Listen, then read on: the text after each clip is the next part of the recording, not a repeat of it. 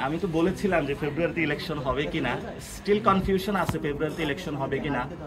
সরকার অনেক ইনসিস্ট করতেছে যে ফেব্রুয়ারিতে ইলেকশন করার জন্য সবাইকে, কিন্তু আমাদের যে জুলাই সনদটা রয়েছে এটার লিগ্যাল যে পার্সপেক্টিভ সেই জায়গা থেকে এখনো কোনো সলিউশন হয় নাই। এটা যত দ্রুত হবে, আমাদের দুইটা লড়াই রয়েছে এখানে। একটা হলো আমাদের সংস্কার প্রক্রিয়া সম্পূর্ণ করতে হবে এবং দ্রুত গতিতে আমাদের গণতান্ত্রিক উত্তরণে যেতে হবে। অনেকেই বিভিন্নভাবে বলার চেষ্টা করে থাকে যে জামায়াত ইলেকশন চায় না, এনসিপি ইলেকশন চায় না। এগুলো হলো তাদের একটা প্রোপাগান্ডা।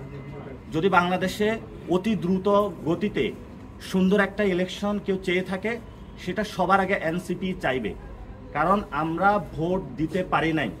আমরা যত ভোট দ্রুত দিতে পারবো ততই আমরা বাংলাদেশের মানুষকে মুক্তির পথ দেখাতে পারবো। তো এই ভোট যে দেওয়া, এটা তো যারা দিয়েছে, যারা ভোট চুরি করেছে তাদের আবেগের চেয়ে বড় জায়গাটা, আবেগের জায়গাটা আমাদের। আমি জীবনে ভোট দিতে পারি নাই, ফলত এই জায়গাটা আমার যত ভোট দ্রুত দিতে পারবো এই জন্য আমি মাঠে নেমেছিলাম, রক্ত দিয়েছিলাম। এই জন্য আপনাদের সামনে এবং আপনাদের মাধ্যমে পুরো দেশবাসীকে আমরা স্পষ্ট করতে চাচ্ছি যে এনসিপি ইলেকশন দ্রুত গতিতে চায়, গণতান্ত্রিক উত্তরণের পথ চায়। কিন্তু গণতান্ত্রিক উত্তরণের পথ যদি কিছু ভোট দেওয়ায় বোঝায়, এটা একটা মিসকনসেপশন।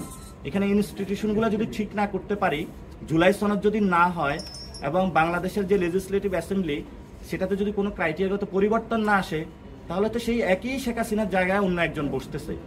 এই জন্য আমরা এই জায়গাটা কনফার্ম করার জন্য বলতেছি। এবং দলগুলো যদি বসে, এটা তো 10-15 দিনের কাজ, একসাথে সবাই বসবে, আলোচনা করবে, সাইন করবে এবং সেটার একটা অর্ডার হবে, যে অর্ডারের মধ্য দিয়ে ইলেকশনের আমরা যাব। এবং আমরা সেখানে এটাও বলেছিলাম, এই ইলেকশনটা গণপরিষদ নির্বাচনের কোনো ক্রাইটেরিয়াতে নেওয়া যায় কিনা।